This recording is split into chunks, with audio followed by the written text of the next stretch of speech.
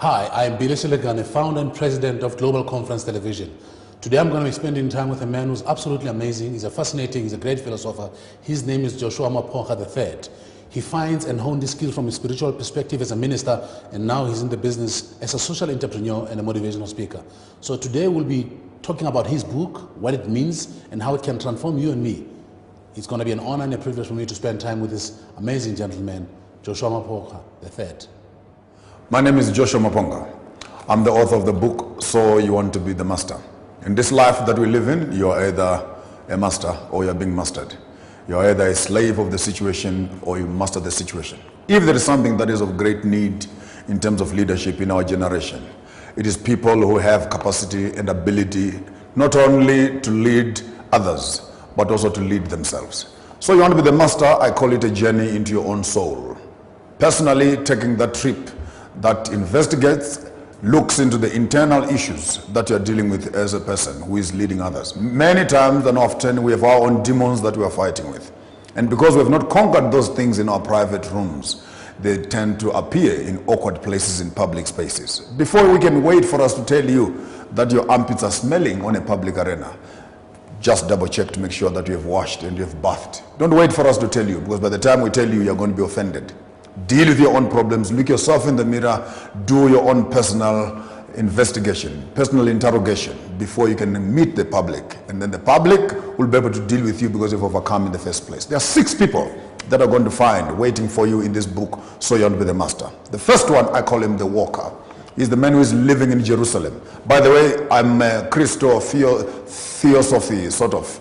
I study the Bible and I try to draw lessons from there that apply into the business space, without necessarily trying to make you Christian, but because these principles are universal. The man is living in Jerusalem, where everything is perfect. Nothing is missing, but he decides to go walking. There are people in life, employees, managers, and CEOs, who are never comfortable where they are. They're always looking for an exit plan. Have you ever met these people? They're always upgrading their CVs. Always looking for the new job, the next job that is coming up. Reading newspapers and always trying to run away from their own company. Many times you need to know it's not where you're going, it's who you are. You might want to start making the best of the place where you are. Instead of looking for a better job, be yourself the better person for that job.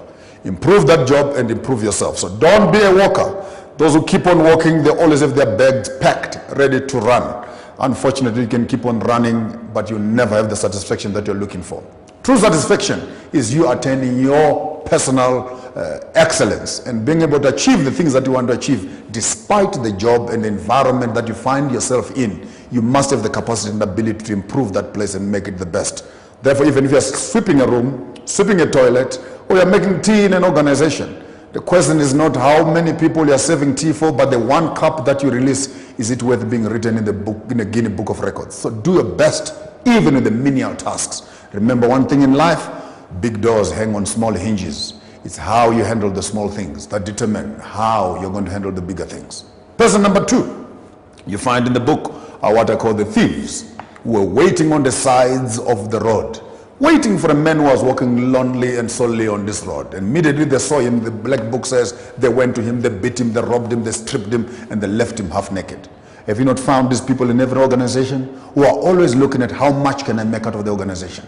How many are my benefits? How can I increase my profits? The question should not be, what am I getting out of the organization? The question should be, what am I putting into the organization? We have thieves in every organization, whether in leadership or in middle management or at lower management. People who have no interest in the organization except what they can get out of the organization. Too many times and often, they will beat the system, always looking for ways of how to bug the system, how to cheat on the mileages of the car, how to rub the invoices and put an extra zero at the end, how to swindle themselves and get an extra free trip, an extra free day. These people will drain the system, will beat the system, bleed the system, and leave the system half dead on the side of the road and look for the next employer of choice whom they are looking for. And be careful in every organization that you don't become the thief of the organization. And these things of stealing have nothing to do with the organization. They have to do with your own personal ethics. What is it that is the core of yourself? And how do you value yourself in this organization? Imagine if every employee was like you in this organization. Where will this structure be? Many times we cannot even trust ourselves with ourselves in terms of duplicating ourselves in the same structures that we're working for. So in every organization you'll find there are those who always want to walk away, number one. Number two, those who are always trying to steal from the system. Person number three that you find, I call them the busy bees.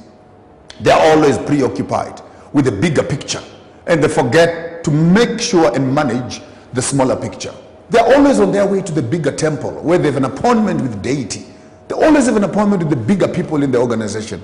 And like the priest you find in the book, So You Want to Be the Master, who is always in a hurry to go to the temple. He passes by a man who is bleeding on the roadside because he's got an appointment with the bigger men elsewhere. If you've not met these people, who would never care about the smaller details. They're always worried about the bigger details. Remember, the devil is in the detail. You need to stop on the side of the road and offer assistance to those that need help. As a CEO of an organization, a manager, or an HR, a director, I don't know what capacity you might be working in, never walk past a situation that needs your attention.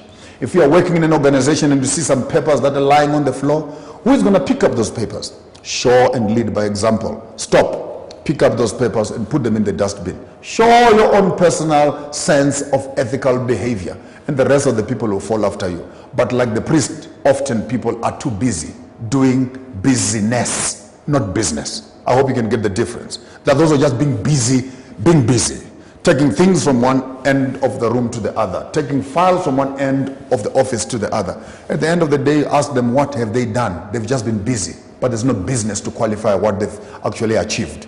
Avoid being a busy bee in an organization. Don't walk away, number one, the walker. Don't be a thief in an organization. Number three, don't be too busy. Number four, we are dealing with what I call bad learners in organizations. These are what I call the Levites. He is walking behind the priest.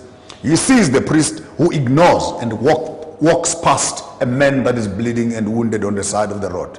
And then he gets the same place also. He forgets something very important, that where this man is, you also one day could be there, or you could be there also. It could be your relative who is in the same situation. He gets to the same place. Alas, his mind is preoccupied with his boss. And he says to this man, if my big boss could not, cannot, will not help you, who am I to assist you? To which he looks at the man, looks at his boss, and he says, if he cannot help you, I work with him. Have you not found these people in every organization who cannot do anything except the man that is in front of them shows them how to do it? They will learn both good and bad habits. I want to challenge you, wherever you are, that do not be a bad learner. Don't emulate habits that are wrong. Many of our structures in governments and parastatals are sinking in grave environments of scandals, of corruption, and etc. And people are contaminated. Not because they're contaminated by culture, but because they get into a structure and they find that it is rotten from the top. And what do? They join the rot. The Levite was a bad learner. He occupied himself with the lessons that were evil that the bigger man was doing. I want to challenge you. Stand for what you believe. Have your own personal compass that directs your own conscience and your moral behavior, so that you don't end up emulating and fulfilling the dreams of those that are corrupt, that are ahead of you. Learn what is right. Shun away from what is evil. Lesson number 5. Then you have our most favorite person, who is the Good Samaritan. The black book then tells us there's a man who came on his own donkey. I like that part there. Don't sink in debt. Don't live in the morals. Many of our prisoners in the 21st centuries are not those that are in chains, but those that are in debt. Then we learn one thing. He came on his own donkey. Streamline your life. Don't have a high appetite of material and a low working ethical behavior. You're going to end up as a thief. Work for what you have and own what you have. Reduce your debt, increase your credibility.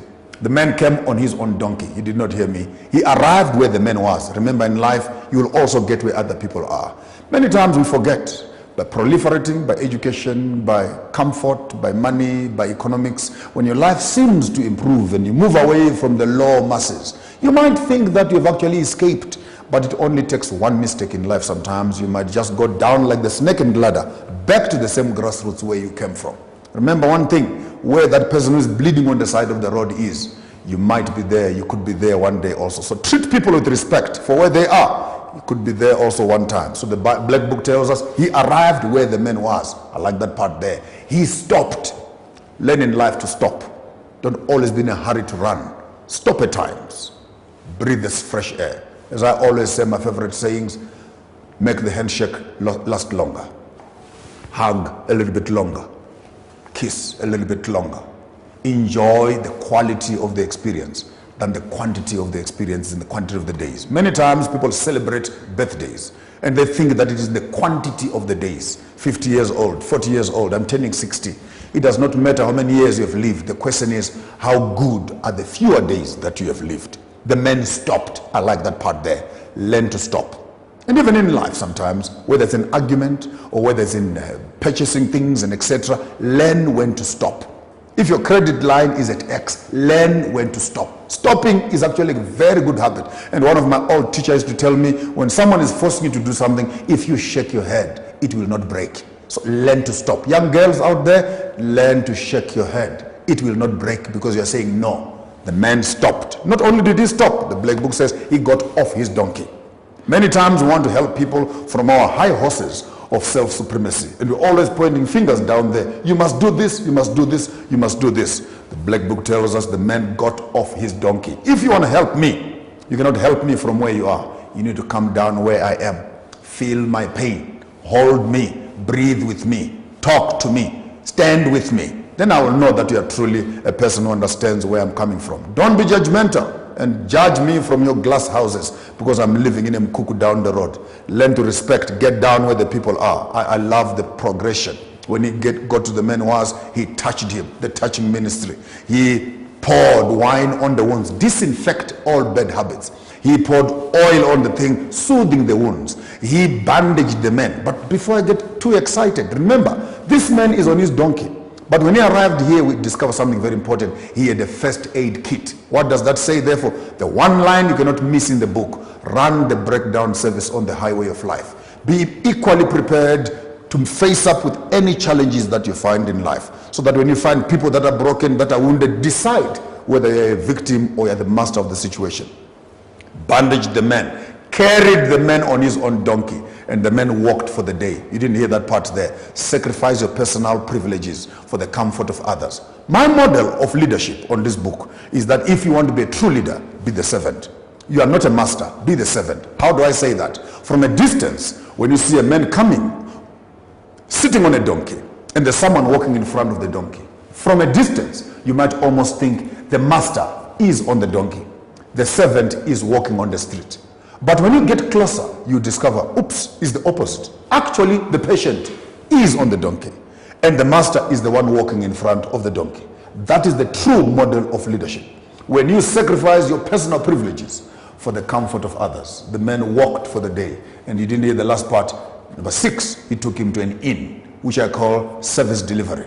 The man, whoever had the hotel, was waiting for clients and customers to come into his own space. And they came from all walks of life. He had designed the place strictly to have people receive certain attentions. When you are running in a business that has to deal with customers, please don't make it difficult for people to access which rightfully belongs to them. Do not put the reception area on the 16th floor and people are on the ground floor. Make it accessible for the people to freely access those very same services. When I do sometimes marriage counseling, I always tell people, be user-friendly. You cannot be putting on 16 layers of clothes and then you want the Lord to assist you to build up your marriage. Be user-friendly. Dress up light, travel light, be friendly, so that people can freely access the services which are intended. The man came to the inn, paid for the bill. I'll come back and refund you when I return. So you want to be the master, therefore. Instead of you thinking that being a master is being a boss, truly being a master is being a servant. Don't load it on the people. Do for the people. Show by example and lead by example. Let them emulate your life. And I believe that in us, firstly, mastering our own lives, dealing with our own demons, dealing with our own weaknesses, we will be able to deal with challenges that we find in our organization. Whether you are dealing with the people who are walking away, whether you are dealing with the thieves, whether you are dealing with the busy bees, you are dealing with the bad learners, the Good Samaritan himself, and the innkeeper, let us be in the business of improving our communities, picking up our communities that are bleeding on the side of the road. Every leader's business is to roll up his sleeve and get down his hands into the business and the affairs of the pain of his people. You can never lead if you can't feel the heartbeat of your people. Let you be the master. Wow, what can I say?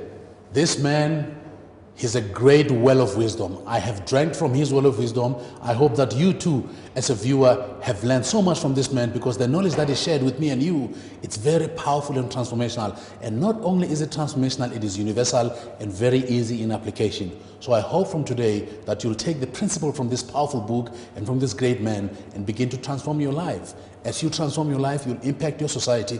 As you impact your society, will impact your country. As you impact your country, you'll impact the continent that you're part of, and eventually the world. This is Billy Silegane, the founder and president of Global Conference TV. Keep watching GCTV, changing the world one inspired and transformed person at a time.